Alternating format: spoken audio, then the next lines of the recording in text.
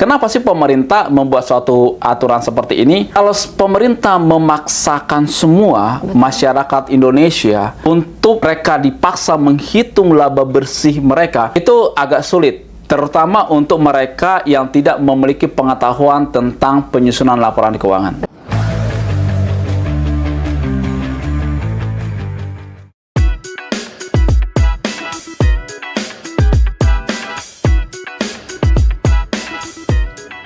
Halo Sobat Jontex, kembali lagi bersama Maulida, tentunya dalam acara Mr. Pajak Podcast.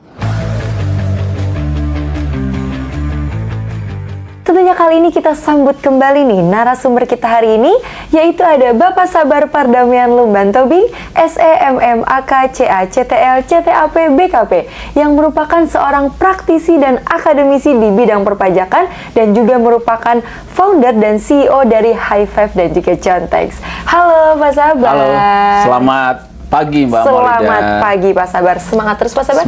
Semangat pagi. Kita lagi matching nih bajunya di Pak Sabar. Oh iya benar. Kebetulan sama nih, kebetulan sama. Iya. Oke Pak Sabar. Kali ini kita mau membahas terkait dengan pajak penghasilan nih Pak Sabar. Oke, pajak penghasilan ya. Oke. Dan juga kita akan membahas sedikit nih Sobat Jontex terkait dengan peraturan terbaru yang nantinya kita akan bahas nih dengan Pak Sabar. Oke Pak Sabar. Nah, untuk pajak penghasilan sendiri itu tuh sebetulnya apa sih Pak? Pajak atas apa? Oke, jadi gini. Kalau pajak penghasilan ya, berarti sebenarnya yang dipajaki itu Mbak Maulida penghasilan, gitu loh. Jadi kalau kita berbicara tentang pajak penghasilan, ini bukan suatu ilmu baru lagi. Ini memang karena memang kalau di undang-undang ada satu undang-undang yang mengatur tentang pajak penghasilan ini, Mbak. Namanya Undang-Undang Pajak Penghasilan. Ya, jadi ada satu. Dari sekian banyak undang-undang Indonesia, salah satunya yang mengatur tentang pajak penghasilan itu ada di Undang-Undang PPH. Ya, jadi kalau kita berbicara tentang penghasilan, ya ini ada penghasilan yang diterima dari dalam negeri, dan ada juga penghasilan yang diterima dari luar negeri, ada juga pajak penghasilan yang bersifat final, sama ada pajak yang non final, ya. Jadi itu dulu nih, ya 4. Pertama kita harus mengetahui ada namanya penghasilan dari dalam negeri, penghasilan dari luar negeri, penghasilan yang bersifat final, penghasilan yang tidak final, bahkan yang bukan objek pajak. Jadi sekalipun itu penghasilan, Mbak, tapi itu bukan objek pajak gitu loh. Ya, bukan objek pajak. Itu yang perlu mungkin kita bedah ya, secara detail di podcast hari ini, supaya jangan sampai teman-teman yang nonton YouTube kita ini jadi salah pemahaman. Oh, semua Pak yang namanya penghasilan itu dipajakin, tidak bisa seperti itu. Ya, tidak seperti. Jadi ada satu undang-undang yang mengatur, dan seperti yang saya sampaikan tadi ada beberapa kriteria sehingga bisa dikatakan sebagai penghasilan yang harus dipajakin. Nah, tadi Pak Sabar sudah menyinggung sedikit nih. Berarti kan tidak semua penghasilan itu dipajaki, Pak Sabar. Nah, berarti tidak semua orang yang memiliki penghasilan itu dikenakan pajak penghasilan, Pak Sabar? Oh iya, pasti. Nah, itu boleh Pak Sabar kita jelaskan. Jadi gini, karena negara ini sangat adil di dalam membuat suatu aturan, ya gitu. Jadi kalau kita kan semua acuannya adalah undang-undang ya teman-teman ya. Jadi apapun yang kita bahas, yang kita bedah, yang kita bicarakan pada pagi hari ini, itu semua tentang apa yang sudah menjadi aturan di negara ini, yaitu di undang-undang. Jadi gini, negara ini pun tidak mau memajaki orang yang punya penghasilan sedikit ya, maksudnya kecil, karena ini kan aturan ini pun harus setara, maksudnya harus adil gitu loh, harus adil. Makanya kalau kita lihat ada namanya pajak progresif. Pertanyaan saya, kenapa sih Pak Sabar sampai ajak pajak progresif? Benar nggak sih? Ya udah buat aja misalnya pajaknya 7% misalnya nih, atau 5%, udah setara aja Pak semua 5%. Tidak seperti itu. Kalau itunya menjadi peraturan di negara ini, itu namanya nggak adil. Artinya seperti ini, sebelum saya jawab ke sana ya. Berarti kalau orang yang punya penghasilan 10 juta dengan orang yang punya penghasilan 20 miliar, mereka punya sama dong pengenaan pajaknya? Enggak. Harus dilihat nih, kalau selama penghasilan kamu misalnya sampai 50 juta ya, dipotong sekian, 100, 200, itu jadi berjenjang itu, progresif. Jadi sangat wajar sebenarnya kalau semakin besar penghasilan yang kita miliki, semakin besar penghasilan yang kita punya, yang kita dapatkan, itu memang sangat wajar kalau kita sampai bayar pajak lebih besar. Betul. Juga sebaliknya, kalau dalam kondisi tertentu kita memiliki penghasilan yang turun, ya, kita pun akan dikenakan pajak yang lebih sedikit. Nah, itulah konsep keadilan yang ada di dalam undang-undang perpajakan. Jadi, contoh, penghasilan tidak kena pajak. Inilah salah satu jawaban yang disampaikan, yang ditanyakan oleh Mbak Maulida tadi. Ada loh penghasilan tidak kena pajak. Oh, ada. Berapa? Pemerintah sudah menentukan dalam 54 juta dalam 1 tahun untuk orang pribadi yang dengan status, ya, dengan status, ini keren juga sih menurut saya gini loh. Pemerintah itu sampai memikirin loh, sampai dia pikirin, oh, kalau kamu punya istri, kalau kamu punya anak 1, punya anak 2, itu luar biasa sih menurut saya sih, ya. Saya bukannya bela-bela pemerintah dalam hal ini, ya. Tapi kalau kita lihat, ya, memang benar gitu loh. Anda masih single nih, 54 juta dalam 1 tahun, Anda nggak perlu bayar pajak sama sekali. Yes. Oh, saya menikah, Pak. Kalau kita berbicara menikah, berarti kan ada menjadi tanggungan di sana, ya.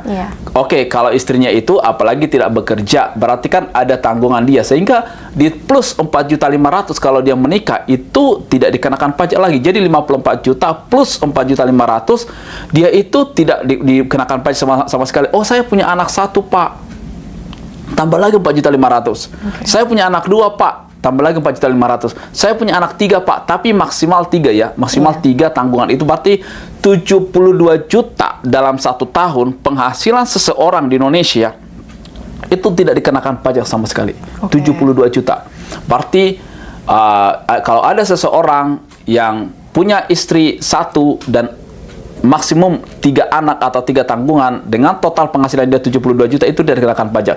Berarti nanti yang dikenakan pajak itu seperti apa, Pak Sabar? Kalau misalnya penghasilan dia itu di atas 72 juta tersebut, maka itulah yang akan dikenakan tarif pajaknya mulai dari 5%. Jadi misalnya dia punya penghasilan 100 juta nih, ya, 100 juta dikurangi dulu nih 72 juta, sisanya inilah yang akan dikenakan pajak. Berarti 72 jutanya itu nggak dikenakan. Itulah konsep keadilan yang saya lihat di undang-undang yang dibuat di negara ini.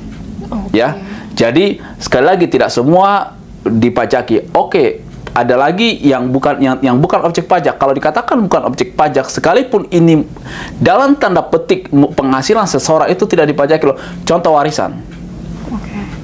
Terus apalagi hibah, ya, warisan itu tidak menjadi objek pajak, berarti tidak ada unsur pembajakan di sana. Artinya begini, kalau seseorang menerima warisan dari orang tua, ini kan penghasilan buat dia dong. Pastinya. Contoh nih, warisan itu kan macam-macam dong. Bisa. Jadi warisan itu kita jangan berpikir, oh, warisan itu cuma rumah, apartemen, kan enggak. Warisan bisa berupa uang loh, jangan salah. Ya dong. Oh, warisan bisa berupa saham loh. Ya, warisan bisa berupa surat berharga yang diperjualbelikan di instrumen keuangan loh. Jadi macam-macam. Karena begini, kalau saya lihat dikatakan di sini warisan bukan objek pajak kecuali warisan yang modelnya begini. Itu tidak ada undang-undangnya. Jadi tidak ada undang-undang atau peraturan Menteri Keuangan yang mengatur lebih lanjut terhadap warisan ini. Jadi begitu masuk dalam satu definisi bahwa penghasilan ini adalah, bahwa aset ini adalah menjadi warisan, itu bukan objek pajak. Kecuali nih teman-teman, kita lihat ya, peraturan Menteri Keuangan mengatakan, oh, ini warisan bukan objek pajak sehingga tidak boleh dipajaki kecuali surat berharga, kecuali uang tunai, ya itu baru. Permasalahannya udah loh. Jadi misalnya udah secara keseluruhan mengatakan bahwa warisan bukan objek pajak. Jadi kalau misalnya Maulida nih, ada orang tua Anda yang memberikan warisan berupa uang tunai 1 miliar, itu bukan objek pajak. Oh, itu uang, Pak. Oke, kalau rumah punya nilai, saham punya nilai, surat berharga punya nilai, emas punya nilai, apalagi semua bisa dihitung karena semua aset apapun itu bisa dihitung. Bisa dihitung. Kan tidak ada, menurut saya tidak ada aset atau tidak ada harta yang tidak bisa dihitung. Betul, Pak Sabar. Sehingga untuk menentukan nilainya itu pun sangat bisa, Mbak. Sehingga tidak semua dipajaki walaupun sekalipun itu penghasilan. gitu. Oke, Sobat Jontex. Jadi ternyata tuh tidak semua penghasilan itu dipajaki ya Pak Sabar ya, termasuk tadi salah satunya adalah warisan dan juga hibah. Nah Pak Sabar, sebetulnya nih kalau misalnya ditanyakan, kenapa sih harus ada pajak penghasilan? Oke, jadi kalau gini, kenapa sih harus ada pajak penghasilan? Karena kembali lagi, yang dipajaki itulah penghasilan. Ya, oh Pak, saya beli barang, saya beli mobil, kan saya bayar pajaknya Pak, tapi yang di sana dikatakan itu value added tax namanya, pajak pertambahan nilai. Jadi gini, itu beda sih menurut saya, karena begini, pajak pertambahan nilai itu undang-undangnya pun berbeda daripada undang-undang pajak penghasilan. Kenapa sih ini sangat berbeda? Jelas, karena kalau kita membeli sesuatu barang, kita menikmati barang, berarti ada nilai yang ditambahkan terhadap barang yang kita beli. Sehingga ada nilai tambah yang harus kita bayarkan di sana. Makanya kalau kita lihat konsep daripada pajak pertambahan nilai, nanti mungkin kita bahas di podcast selanjutnya. Value added tax adalah yang membayar pajak pertambahan nilai adalah konsumen akhir. Ya, jadi gitu. Jadi siapa yang mengkonsumsi barang itu? Tapi kita kan tidak bahas pajak pertambahan nilai. Kita saat ini sedang bahas tentang pajak penghasilan. Karena begini, karena yang dipajaki itu adalah penghasilan, bukan harta. Itu loh, bukan harta. Jadi tidak ada pemajakan atas harta. Pak, saya bayar PBB, ya itu kan ke daerah, pajak bumi dan bangunan. Tapi sebenarnya itu bukan penghasilan, ya dong, bukan penghasilan. Tapi pajak bumi dan bangunan, pajak atas keberadaan daripada tanah dan bangunan tersebut. Ya jelas itu beda. Tapi kalau dikatakan pajak penghasilan adalah penghasilan yang harus kita bayar pajaknya gitu loh. Ya, makanya sekali lagi poinnya di situ adalah Mbak Muli adalah yang dipajaki itulah penghasilan. Bahkan perusahaan pun seperti itu. Perusahaan ya, itu tadi orang pribadi. Perusahaan pun akan membayar pajak atas penghasilan yang dia peroleh. Penghasilan apa Pak Sabar? Penghasilan bersih loh. Makanya selalu saya bilang tidak ada sebenarnya pemajakan atas omset. Kan selalu saya sampaikan itu di webinar dimanapun, nggak pernah ada pemajakan atas omset. Tidak ada pemajakan atas penjualan sebenarnya. Karena apa? Karena itu belum bisa dikategorikan sebagai penghasilan bersih yang diterima oleh perusahaan. Iya dong. Misalnya nih, saya kasih contoh nih, Mbak Maulida nih. Mbak Maulida jual barang nih. Ya, punya usaha, toko pakaian lah misalnya ya, atau toko sepatu ya, jual nih, oh jual. Oke, ternyata omsetnya itu misalnya 5 miliar, taruhlah 3 miliar lah misalnya. Itu belum bisa dikategorikan sebagai penghasilan Mbak Maulida loh. Betul. Ya, sehingga atas omset tersebut tidak boleh dipajaki. Mbak Maulida nggak boleh, oh itu penghasilan saya. Enggak, itu adalah omset penjualan saya. Tidak bisa dikatakan sebagai penghasilan. Terus bagaimana supaya kita bisa mengetahui penghasilannya itu? Yaitu menyusun yang namanya laporan keuangan. Sehingga ketemulah yang namanya laba bersih atas usaha daripada Mbak Maulida tadi. Itulah yang dipajaki. Berarti yang dipajaki adalah pajak penghasilan bersih atas usaha Mbak Maulida tadi, baik itu jual pakaian ataupun jual sepatu. Sama sih kayak orang pribadi juga seperti itu. Karena orang pribadi ini kan rata-rata dia punya penghasilan mungkin dari beberapa sumber. Ya, bisa juga dari satu perusahaan ataupun dia punya usaha. Kalau misalnya dia dapat penghasilan dari perusahaan, contoh nih kayak Maulida dan juga teman-teman di sini ya yang bekerja di perusahaan kita ini, kalian kan punya penghasilan dari perusahaan ini, itu jelas. Makanya kita akan memotong pajak penghasilannya kalau sudah di atas penghasilan tidak kena pajak. Tapi kalau misalnya di bawah penghasilan tidak kena pajak, kita kan tidak potong. Ya, makanya kalau udah misalnya gajinya udah 5 juta atau 6 juta dikali setahun, ya kan, itu dihitung PTKB. Tapi nanti akan kita bahas, itu ada metode perhitungan baru tentang TER. Tarif efektif rata-rata. Ya, nanti kita beda ke sana lah ya. Tapi maksudnya gini, terkait dengan penghasilan ini ya, pasti dipajaki. Karena yang dipajaki adalah penghasilan, bukan aset atau bukan omset. Jadi memang udah pasti 100% yang namanya penghasilan harus dipajaki, kecuali bisa dibuktikan bahwa penghasilan tersebut bukan objek pajak. Oke, baik. Ya. Nah, Pak Sabar, tadi sedikit nih terkait dengan apa yang sudah Pak Sabar sampaikan bahwa tidak ada pemajakan atas omset. Yes, betul. Nah, lalu bagaimana dengan fasilitas yang diberikan pemerintah untuk UMKM untuk menggunakan PP 23 atau PP 55 ini bagaimana? Oke, baik. Oke. Sebenarnya gini, kalau kita lihat ya, kenapa sih pemerintah membuat suatu aturan seperti ini?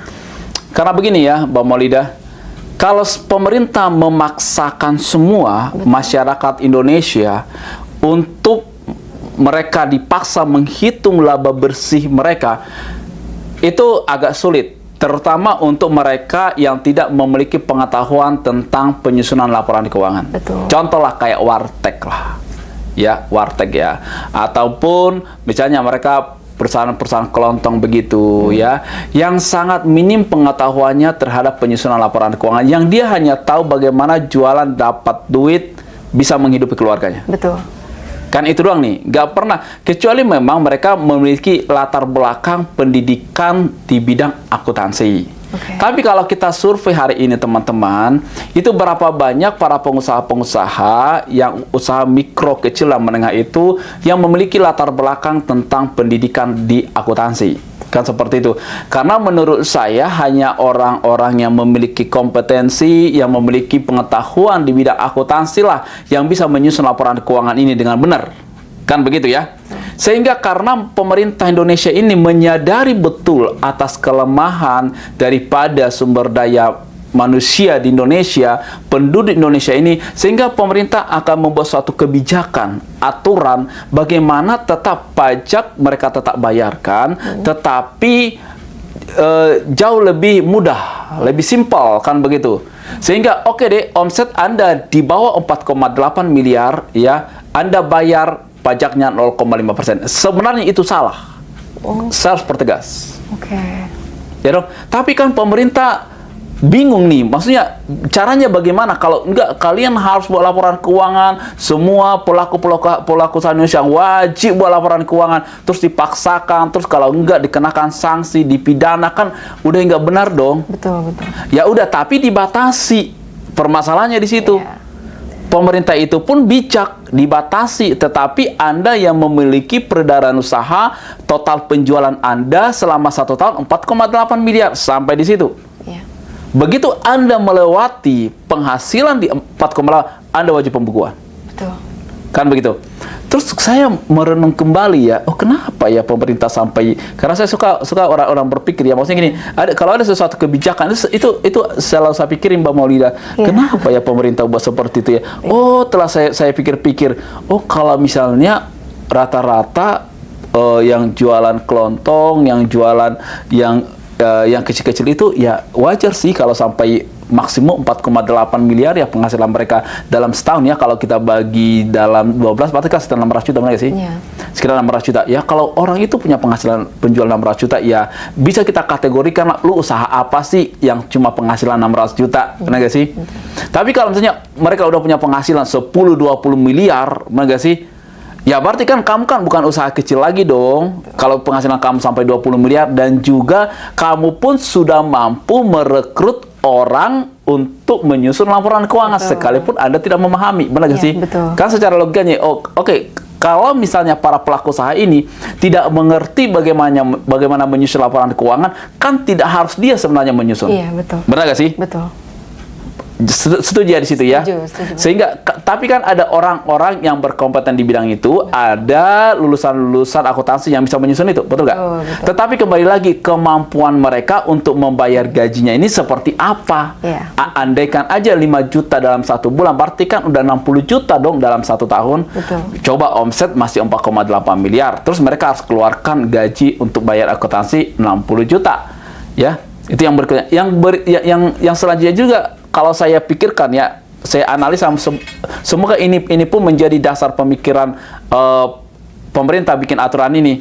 Kalaupun dihitung-hitung nih, oke, kalaupun laba bersih Anda ya 10% dari 4,8 miliar, kita kenakan tarif pajak normal, itu tidak jauh beda dengan kita memungut pajaknya dari 4,8. Paham ya maksud saya? Jadi seperti ini. Kalaupun mereka susun laporan keuangan, oke, laba bersihnya itu misalnya cuma 10%. Oke, 10% misalnya dikali 22%, ya sekitar 2,2 juta ya, benar nggak sih? 22% dikali 10 juta, 2 juta 200 ya? Iya, betul. Segitu ya. Terus tapi kalau misalnya pemerintah mengenakan pajak 0,5% dari 4,8 miliar, berapa itu? Ya kurang lebih hampir sama gitu loh. Benar nggak sih? Betul. Setuju ya? Jadi pemerintah makanya dibatasi omset di bawah 4,8, gua pungut nih 0,5% dari 4,8. Pemerintah tak dapat duit dong atas penghasilan itu. Kalaupun dipaksakan nih semua pelaku usaha Indonesia menyusun laporan keuangan supaya sesuai dengan undang-undang ini nih. Karena yang dipajak itu adalah penghasilan bersih. Benar nggak sih? Betul. Kalaupun dirata-ratakan 10% laba usaha mereka dari omset 4,8 itu hampir sama dengan dia membayarkan pajak atas laba bersih dengan 0,5 itu. Ya, tidak persis sama, tapi hampir sama. Di sini sebenarnya pemerintah akan kehilangan uang, menurut saya. Akan kehilangan uang. Ya, tapi tidak signifikan. Makanya dibatasi. Bahkan peraturan pemerintah yang 55 itu pun membatasi jangka waktu ini loh. Betul. Ya, jadi tidak akan pernah selamanya mereka bisa menggunakan fasilitas itu. Betul. Dibatasi untuk orang pribadi, dibatasi selama 7 tahun. Betul. Jelas ya di situ ya. Jadi kalau sampai 7 tahun pun kamu tidak pintar-pintar nih, sampai tidak bisa buat laporan keuangan, kan keterlaluan. Betul. Yang berikutnya, yang kedua, masa sih dalam jangka waktu 7 tahun bisnis kamu nggak bertumbuh dengan baik? Betul. Masa stuck di 4,8? Kemungkinan besar tidak seperti itu. Benar nggak sih? Untuk PT itu 4 tahun ya? Betul. 3 tahun. Oh, 3 tahun ya. 3 tahun untuk CV yang 4 tahun. 4 tahun. Ya, kalau Anda punya perusahaan berbentuk perseroan terbatas maksimum 3 tahun. 3 tahun. Jadi selama 3 tahun ini Anda belajar bagaimana menyusun laporan keuangan yang benar. Betul. Untuk CV, karena CV ini kan istilahnya itu kan perusahaan pribadi ya. Perusahaan pribadi, makanya ditambahkan waktu 1 tahun tuh. Betul. Jadi 4 tahun. Menurut saya ya, menurut perenungan saya dan juga pemikiran saya setelah saya analisa, itu yang menjadi dasar pemerintah dalam membuat satu aturan tersebut. Oke. Gitu Mbak Maulida. Oke, Sobat Jontex. Nah, kalau misalnya dari sudut pandang Maulida sendiri nih, Pak Sabar, terkait dengan aturan yang dibuat oleh pemerintah, fasilitas untuk UMKM, itu kan memang untuk yang penghasilannya itu di bawah 4,8 M selama setahun, itu kan diberi fasilitas untuk menggunakan PP 23 atau 55, itu 0,5% dari omset. Nah, itu sebenarnya kalau dari pemikirannya Maulida nih Pak Sabar, izin kalau misalnya salah ya. Jadi adanya peraturan tersebut justru itu menguntungkan juga untuk negara, karena kan kalau misalnya tidak ada peraturan itu, kalau misalnya perusahaan baru kan biasanya suka rugi nih Pak Sabar. Jadi tidak ada pemasukan untuk negara juga. Nah, karena dialihkan dari omset inilah jadinya ada pemasukan untuk negara. Seperti itu. Oh, jadi make sense nih Pak Sabar sekarang. Iya. Karena gini, kalau kita lihat ya, untuk perusahaan-perusahaan yang baru itu sangat hal yang biasa lah kalau sampai 2-3 tahun rugi ya. Kenapa begitu? Pertama, mereka harus investasi dulu di awal, kayak gitu. Tapi kita lihat ya, gini loh, misalnya tidak semua juga perusahaan itu langsung rugi di tahun kedua, ketiga. Ada juga langsung profit bahkan di tahun pertama. Contoh kayak dagang lah. Dagang itu investasinya kan nggak cukup banyak, nggak cukup besar ya. Kecuali memang, saya bangun pabrik Pak, ya kamu kan nggak masuk ke UMKM dong. Bangun pabrik aja misalnya udah 100 M misalnya, kan gimana?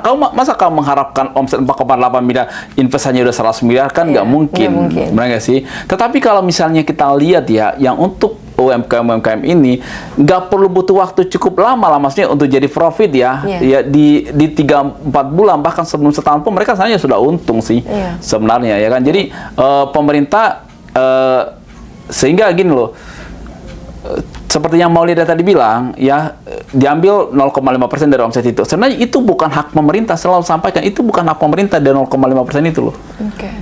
Dan yang kedua juga jangan sampai salah, tidak semua pelaku usaha bisa menggunakan fasilitas itu Mbak Maulida. Kan itu dong, mereka sih. Tidak semua. Sudah ditentukan nih, yang tidak boleh menggunakan itu adalah bisnis atau pelaku usaha yang berada di bidang A, B, C, D, E, F. Oh gitu. Oh iya, dibatasi. Oh, ada pengecualian pasti. Ada pengecualian. Contoh kayak konsultan, lawyer. Benar gak sih? dokter, mana bisa menggunakan fasilitas 4,8 miliar? Sekalipun itu baru mereka pakai. Sekalipun itu baru. Oh, oke. Ya kan jelas. Yang dikecualikan yang dikecualikan dari penggunaan fasilitas ini adalah terutama jasa-jasa tadi, kan begitu ya. Baik. Kenapa seperti itu? Karena begini ya, kalau kita lihat untuk jasa itu kemungkinan untuk rugi kan sangat kecil. Iya, betul. Kenapa begitu Pak Sabar? Karena begini. Tidak ada inventory yang mereka harus siapkan di awal. Betul, betul. Yang kedua, investasi di awal itu pun tidak besar. Tidak besar. Contoh kayak konsultan pajak lah. Seperti kita ya. Inventorinya apa? Iya. Tidak ada inventory. Inventory itu semua ada di dalam pikiran, pengetahuan. Betul. Ya, yang kita punya. Makanya kita nggak pernah siapin, oh kita mau buka cabang baru, terus kita mau siapin gudang ilmu pajak di sana. Kan nggak ada, benar nggak sih? Iya, Pak Sabar. Oh, ngapain Pak Sabar buka cabang? Misalnya, kita mau buka cabang di Surabaya ya. Tujuan cabang itu apa? Untuk penyimpanan ilmu perpajakan. Kan nggak mungkin, benar nggak sih? Betul. Tapi kecuali memang bisnis kita jual barang, Betul. barang berwujud, ya pastinya barang berwujud nih. Barang berwujud yang memang harus punya Tempat ya. tempat gitu loh. Makanya perusahaan itu pun sangat menghindari yang namanya stok yang terlalu besar. Betul. Iya dong. Bahkan kalau bisa menghilangkan inventory. Iya. Iya dong. Menghilangkan inventory. Kenapa Pak Sabar? Karena investasi di sana cukup besar. Karena untuk persediaan inventory ini bisa itu diambil dari modal sendiri atau pinjaman. Iya. Kalau kita lihat di neraca, di balance sheet, sedikit kita review ya. Balance sheet, kan inventory itu ada di posisi aktiva loh, jangan salah. Betul. Paham ya? Betul. Di posisi aktiva. Inventory. Kalau kita tahu bahwa memang inventory ini menjadi aset, ya, berarti cuma ada dua sumber daripada pembelian aset ini. Apakah itu sumbernya dari hutang atau sumbernya dari modal?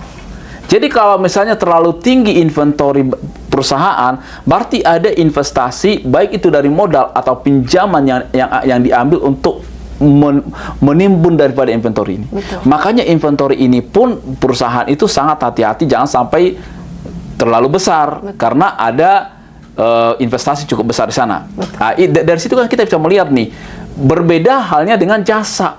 Iya. Paham ya? Jasa kan tidak ada inventory. Betul. Ya, sehingga memang tidak ada perlu saya mau investasi, saya mau beli inventory ilmu perpajakan dulu nih. Terus saya harus pinjam duit dari bank.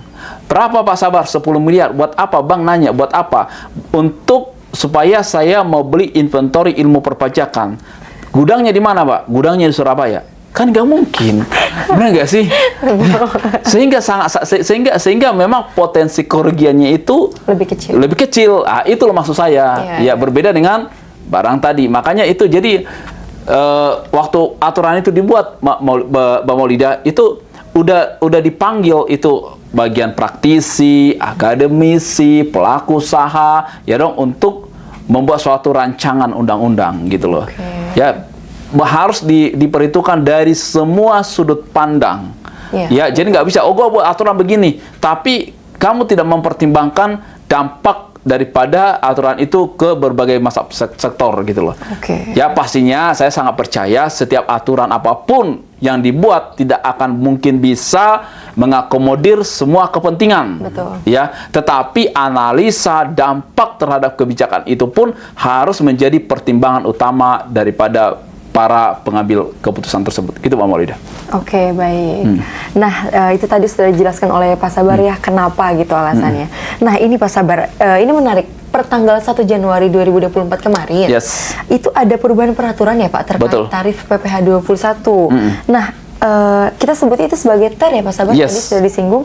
Nah, ini perbedaannya bagaimana Pak? Dan apa yang mendasari pemerintah untuk merubah terkait dengan PPh 21 ini? Oke, jadi seperti ini.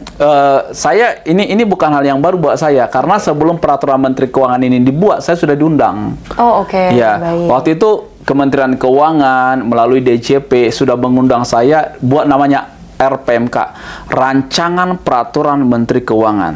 Jadi kalau misalnya terbit peraturan ini, ya memang saya sudah tahu bakalan akan terbit peraturan ini. Kan seperti itu. Jadi begini, tidak ada sesuatu yang dirubah Oke. terkait dengan tarif pajak dan tidak ada sesuatu pajak yang baru yang ditimbulkan terhadap peraturan ini. Hanya metode perhitungan dan pemotongannya yang dirubah. Kalau kita lihat selama ini ya Mbak Maulida, agak rumit sih, agak crowded kalau kita menggunakan metode perhitungan yang sebelumnya, sebelum peraturan ini. Dihitung dulu total penghasilan 1 bulan, baru disetahunkan, dikurangi lagi namanya tunjangan jabatan, lain sebagainya, baru dikurangi lagi PTKP dalam 1 tahun, baru per bulan dibagi 12 bulan. Itu agak rumit. Iya, betul. Ya, Betul. padahal hanya bisa menentukan berapa PPh yang dipotong dari penghasilan yang diterima dalam 1 bulan itu sebenarnya. Iya. Ya, jadi akan sangat rumit sih sebenarnya. Penghasilan diterima dalam 1 bulan misalnya 10 juta, ya, dalam misalnya bulan Januari ini disetahunkan dulu, oke, baru dikurangi lagi tunjangan jabatannya, baru PTKP-nya disetahunkan dulu, baru dibagi, baru dikenakan tarif, baru dibagi 12, kan? Jadi terlalu panjang perhitungannya untuk menentukan berapa sebenarnya yang dipotong dari 10 juta ini. Iya. Sehingga setelah mungkin para teman-teman di sana di Kemenq menghitung, oh ada loh metode yang paling mudah, ada loh rumus yang paling mudah yang bisa kita gunakan, sehingga tetap pajak yang akan dipotong dari karyawan ini tidak akan lebih besar atau tidak akan lebih kecil. Kalau lebih besar udah pasti protes. Betul. Karyawan misalnya, PP 21 lah misalnya, atau penerima penghasilan, kan tidak hanya karyawan yang PP 21, tapi yang menerima penghasilan PP 21 udah pasti protes nih. Parah banget kok dengan dirubahnya metode perhitungan saya harus bayar pajak lebih besar, pasti mereka nggak mau. Betul.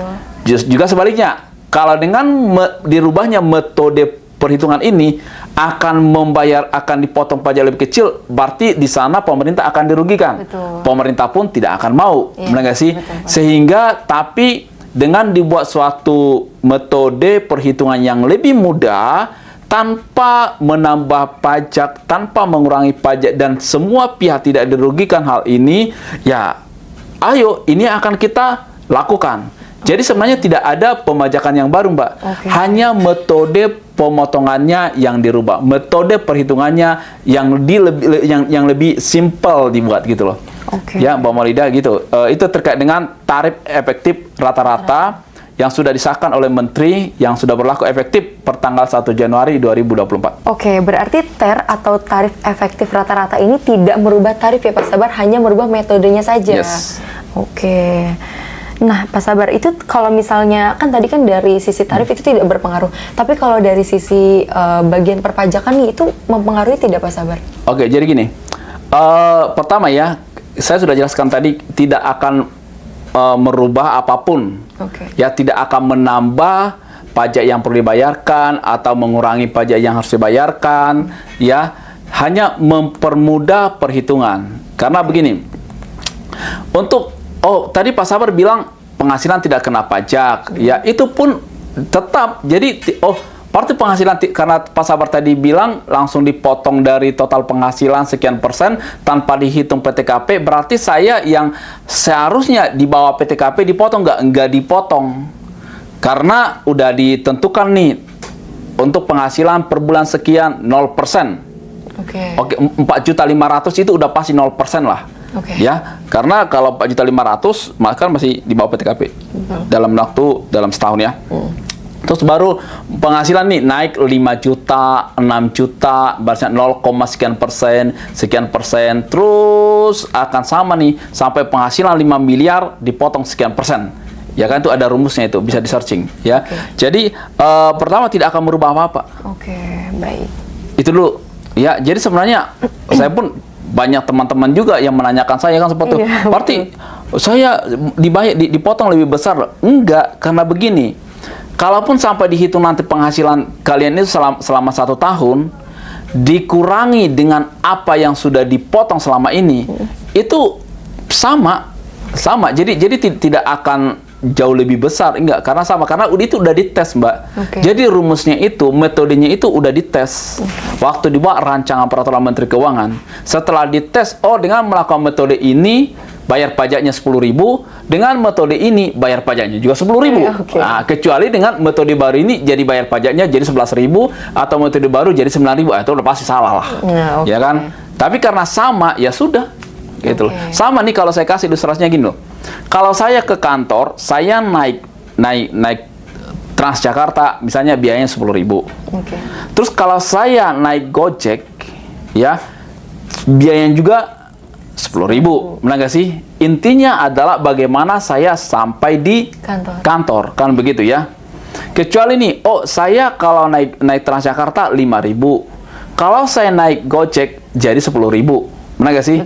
Baru ini berarti kan ada dua metode yang berbeda dengan biaya yang berbeda. Ya dong, gitu ya, gitu ya. Sekarang metodenya dirubah nih. Yang tadinya metodenya naik Transjakarta 10.000 jadi naik Gojek 10.000, ya berarti tidak ada yang salah dong.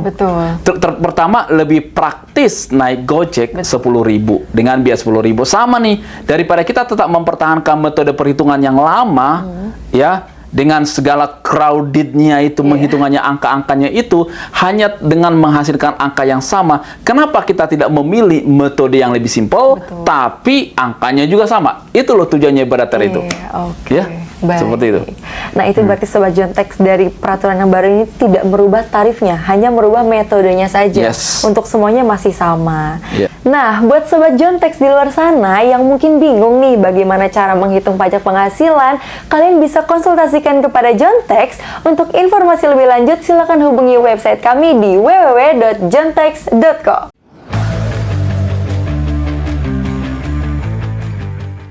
Nah, sebelum lanjut, buat Sobat Jontex yang masih kesusahan untuk pelaporan SPT pribadi, tenang aja, karena di Jontex bisa bantu laporkan loh. Cukup dengan 2,5 juta, kalian dibantu uruskan untuk 1 tahun. Untuk info lebih lanjut, bisa langsung hubungi call center kita di bawah sini, atau hubungi admin kita di website www.jontex.co. Jontex, konsultan terpercaya.